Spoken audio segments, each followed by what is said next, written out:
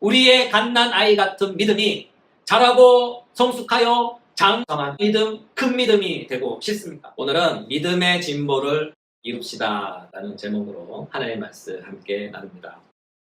오늘 본문에는 삼위일체 하나님의 경륜이 나타나 있어요.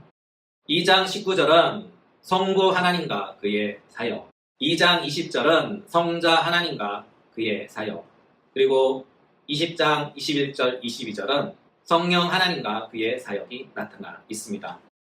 이 모든 것을 요약하면 오늘 본문은 삼위일체 하나님의 경륜에 관한 말씀이에요. 따라서 우리는 오늘 본문의 말씀의 맥락을 따라 삼위일체 하나님께서 우리를 위해 무엇을 하셨고 지금 우리는 무엇을 해야 하며 우리의 미래는 앞으로 어떻게 될 것인가 라는 이 모든 것이 본문 안에 담겨져 있어요. 그래서 이 모든 것을 간단하게 몇 주 동안 살펴보도록 하겠습니다. 간단하게. 먼저 기독교 진리를 반복하는 의미에서 삼위일체 하나님에 대하여 말씀을 나눕니다. 아침부터 어렵죠? 그렇습니다. 어렵습니다. 어렵지만 우리는 배워야 해요. 왜냐하면 삼위일체 하나님에 관한 가르침은 기독교 사회와 그 구성원인 우리에게 있어서 아주 중요하고 꼭 필요한 지식이기 때문이죠. 그럼 시작해 볼까요? 우리가 믿는 하나님은 삼위일체 하나님이죠. 신성을 따라서는 한 분, 위격을 따라서는 세 분이신 하나님입니다. 기독교의 이와 같은 고백을 따라 사도신경을 예배 공동체 안에서 우리의 신앙 고백으로 고백하죠. 전능하사 천지를 만드신 아버지 하나님을 내가 믿사오며. 그렇죠. 이 고백은 성부 하나님과 그분의 사역에 관한 내용을 고백한 거예요. 또한 그 외아들 우리 주 예수 그리스도를 믿사오니부터 산자와 죽은 자를 심판하러 오시리라까지 사도신경의 중간 7줄은 성자 하나님과 그분의 사역에 대한 고백입니다.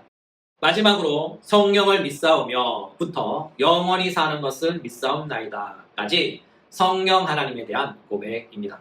다시 말해 사도신경을 한 줄로 압축하면 우리는 삼위일체 하나님을 믿습니다 라는 고백이 됩니다. 참고로 이와 같은 삼위일체 교리를 길게 책으로 쓰신 분이 계셔요. 대단한 분이죠. 그분이 누구실까요? 네, 우리가 기독교 사회 안에 있다면 한 번쯤은 또는 귀에 딱지가 앉도록 많이 들어본 이름이 있습니다. 바로 칼빈 선생님입니다. 그분께서 삼위일체 교리로 책을 하나 쓰셨는데 그것이 바로 기독교 강요입니다. 나중에 시간 나실 때 한번 일독해 보시길 권면합니다. 다 해서 고작 2700페이지 정도밖에 안 됩니다. 읽긴 쉽진 않겠지만 그래도 읽다 보면 읽을만 해요. 이처럼 삼위일체 하나님에 대한 지식은 아주 중요해요.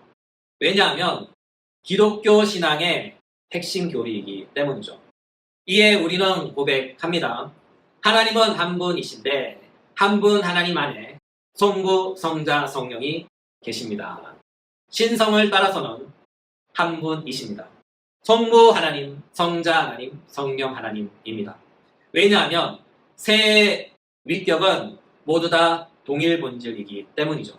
다시 말해 성부, 성자, 성령 하나님은 본질이 하나다라는 뜻입니다. 한원하면 성부, 성자, 성령은 신성이 하나다. 신성이 하나다라는 말이에요. 신성. 여기서 신성이란 무엇일까요?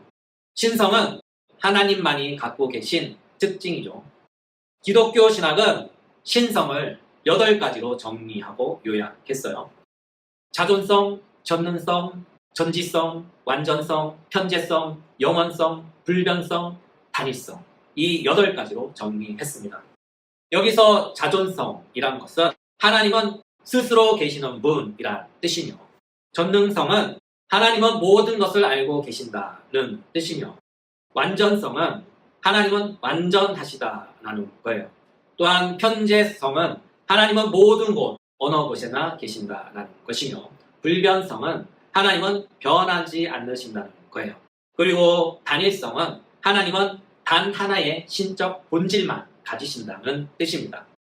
이와 같은 8가지 특징의 한 신성을 성부, 성자, 성령께서는 공유하십니다. 이와 같은 이유로 성부, 성자, 성령은 자신에 관하여는 하나님이에요. 다시 말해 성부도 하나님, 성자도 하나님, 성령도 하나님입니다. 따라서 우리는 이것을 이렇게 정리해요. 신성을 따라서는 하나님은 한 분이십니다.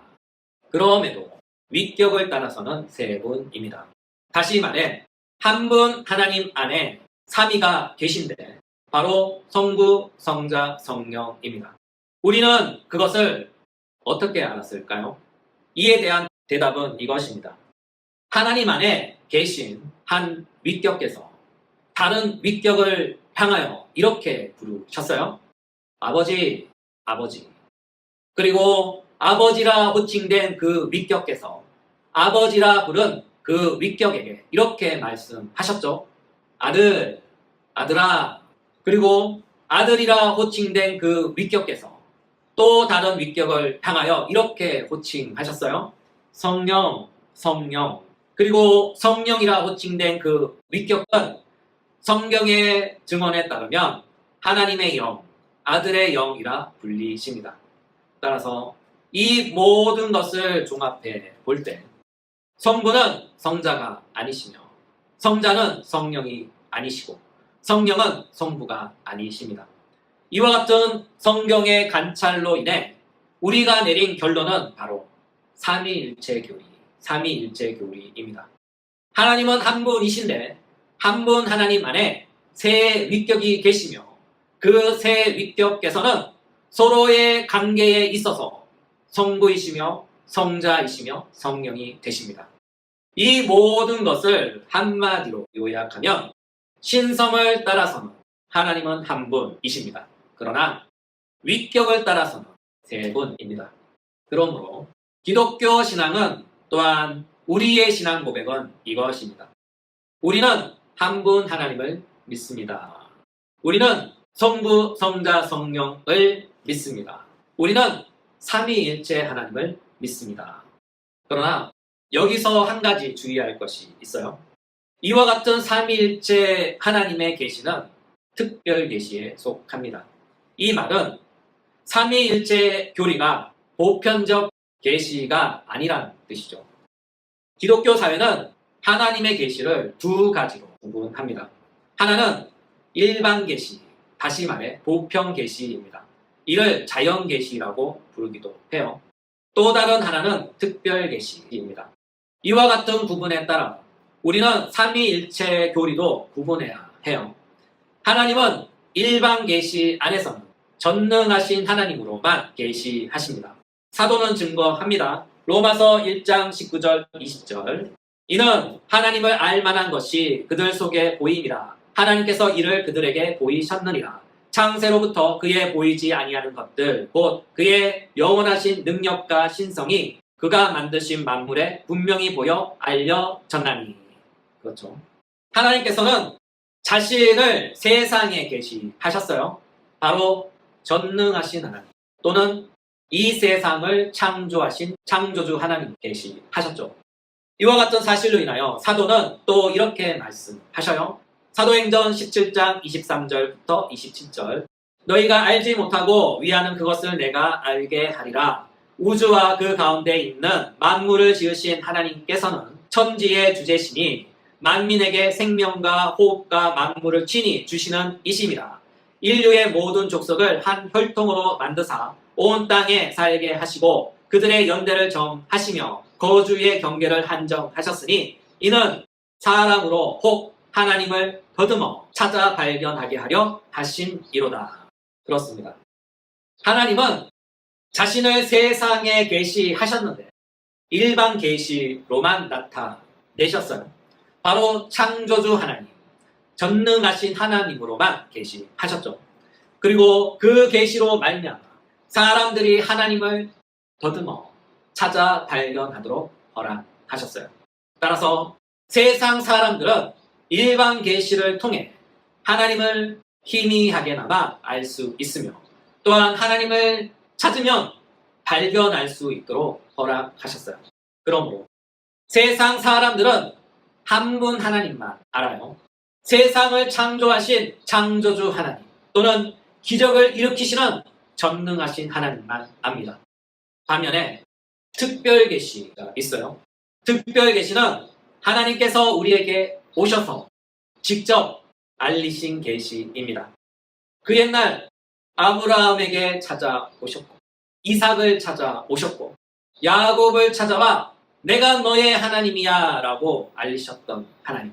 그리고 마침내 아들을 보내어 자신을 우리에게 특별히 계시해 주신 하나님입니다. 이 특별 계시 안에 삼위일체 하나님이 계시된 것이죠. 따라서 우리는 일반 계시와 특별 계시를 구분해서 이해해야 합니다. 하노라면 우리는 세상 사람들에게 말할 때와 기독교 사회에서 말할 때를 구분해서 말해야 해요. 세상 사람들에게 전할 때는 이렇게 전하세요. 하나님은 당신을 사랑하십니다. 또는 예수님 믿으셔야 구원받습니다. 만약에 그분들에게 삼위일체 하나님을 믿으세요 이렇게 말한다면 그분들은 의아해하며 이렇게 물을 거예요. 그게 무슨 말이에요? 라고 반문할 것입니다. 왜냐하면 그분들은 아직 믿음을 갖지 못했기 때문이죠. 아직 믿음의 이해가 열리지 않은 사람들에게 아무리 믿음에 관한 이야기를 한들 그것은 소기의 경읽기입니다. 못 알아듣습니다. 입만 아픕니다. 서로 피곤합니다. 반면에 기독교 사회에서는 분명하게 가르쳐야 해요. 우리가 믿는 하나님이 누구신가? 하나님께서 우리를 위해 무엇을 하셨는가? 우리에게 임한 구원은 어떤 것인가에 관한 이 모든 것들을 선명하게 확실하게 가르쳐 주어야 합니다. 사도는 말씀하셔요. 고린도전서 3장 1절 형제들아 내가 신령한 자들을 대함같이 너희에게 말할 수 없어서 육신에 속한 자 곧 그리스도 안에서 어린 아이들을 대함과 같이 하노라. 내가 너희를 젖으로 먹이고 밥으로 아니하였노니 이는 너희가 감당하지 못하였음이거니와 지금도 못하리라. 히브리서 5장 13절 14절 이는 젖을 먹는 자마다 어린 아이니 의의 말씀을 경험하지 못한 자요 단단한 음식은 장성한 자의 것이니 그들은 지각을 사용함으로 연단을 받아 선악을 분별하는 자들이니라. 이 서신들의 긴 구절을 통해 우리가 알 수 있는 사실은 무엇일까요? 신앙에는 어린아이 단계, 청년의 단계, 장성한 어른의 단계가 있다는 거예요. 하노라면 믿음에도 성숙의 단계가 있다. 그래서 우리의 믿음은 자라가야 하고 성장해야 하며 성숙해야 합니다. 다시 말해 우리가 구원받은 믿음의 상태에만 머물러 있다면 그는 믿음에 있어서 갓난아기입니다. 세상에 태어난 갓난아기도 매일 몇 시간마다 젖을 먹어야 성장하죠. 그리고 젖을 먹은 후 그 다음 단계는 이유식 단계가 있고요. 그리고 그 단계가 지나면 밥을 먹어야 합니다. 이 모든 단계가 지나면 장성한 어른의 단계, 마침내 무엇이든 먹을 수 있어요. 이와 같은 단계가 믿음 안에도 있습니다. 처음 복음을 듣고 중생하면 그는 믿음에 있어서 갓난아기입니다. 갓난아기는 젖을 먹고 자라죠. 이와 같은 첫 단계가 바로 주일 설교입니다. 사도 베드로는 말씀하셔요. 베드로전서 2장 2절 갓난아기들 같이 순전하고 신령한 젖을 사모하라. 이는 그로 말미암아 너희로 구원에 이르도록 자라게 하려 함이라. 그렇죠. 복음을 듣고 영적으로 새롭게 태어난 새 신자들은 자신의 믿음을 자라게 하기 위해 부지런히 설교를 들어야 합니다. 말씀을 많이 먹어야 합니다. 성경 필사도 하고요. 성경 말씀도 많이 듣고 읽어야 합니다. 그리고 그 다음 단계로 나아가야 해요. 바로 성경 공부, 교리 공부, 신학 세미나 등 초급, 중급, 고급 단계로 나아가야 합니다. 그리고 그 다음 단계는 머리 아픈 기독교 전문 서적들을 탐독해야 해요. 기독교 전문 용어들을 부지런히 탐구하고 익혀서 그것을 내 것으로 만들어야 합니다. 사도행전 17장 11절 베레아에 있는 사람들은 데살로니가에 있는 사람들보다 더 너그러워서 간절한 마음으로 말씀을 받고 이것이 그러한가 하여 날마다 성경을 참고함으로. 그렇죠.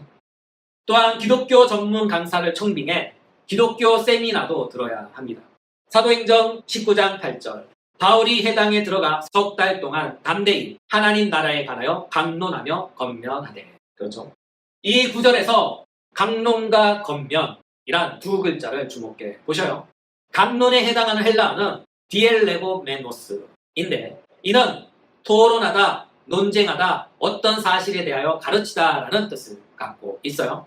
또한 권면하다에 해당하는 헬라어는 페이돈인데 이는 반복하여 설득하다라는 뜻입니다.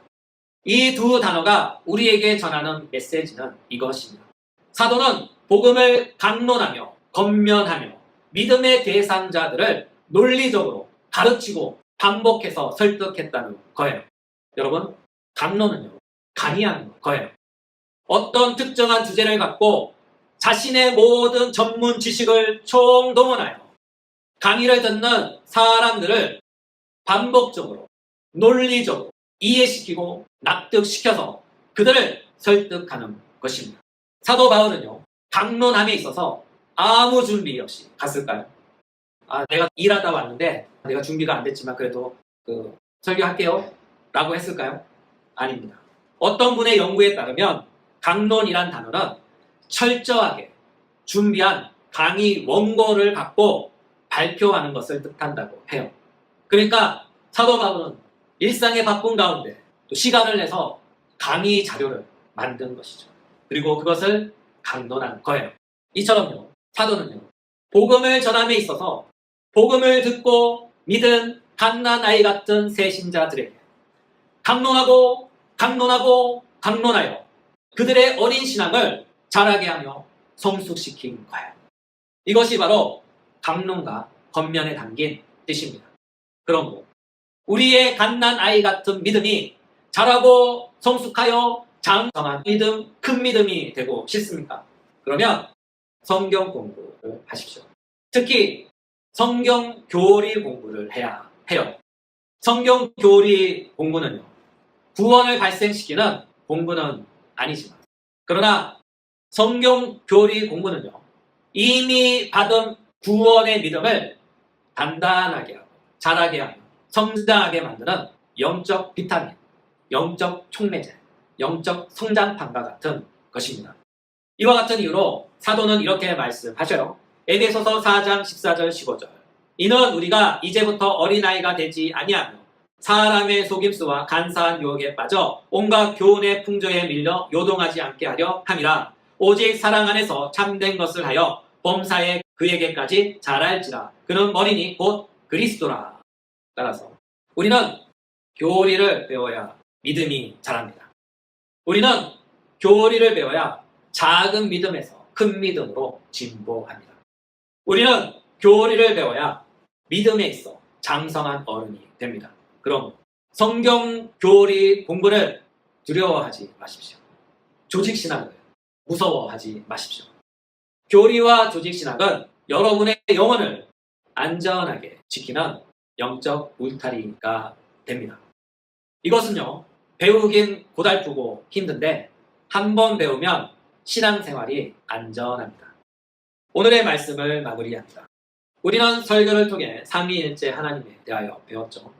삼위일체 하나님을 가장 간단하게 이해하고 수납하는 방법은 이것입니다. 신성을 따라서는 한 분, 그러나 위격을 따라서는 세 분. 또한 일반 계시와 특별 계시에 대해 간략하게 나누었죠. 일반 계시는 세상을 향해 열린 성경의 가르침입니다. 반면에 특별 계시는 기독교 사회 안에서 주어진 닫힌 가르침입니다. 이와 같은 사실로 인해 세상을 향하여 복음을 전할 때 우리는 일반 계시의 언어로 전해야 합니다. 하나님은 당신을 사랑하십니다.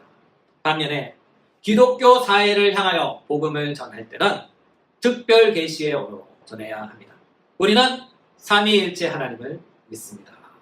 마지막으로 믿음의 단계에 관하여 말씀을 나누었죠. 우리의 믿음에는 단계가 있습니다. 이와 같은 까닭에 우리는 구원받은 믿음에 있어서 매일매일 자라고 매일매일 성장해야 합니다. 자신의 영적 상태를 잘 진단하고 그에 알맞은 믿음의 수업을 들어야 합니다. 더욱이 성경 교리 공부에 도전을 해야 합니다. 성경 교리 공부는 성숙한 믿음으로 가는 고속 엘리베이터입니다. 그러므로 성경 공부, 특히 교리 공부를 두려워하지 마십시오.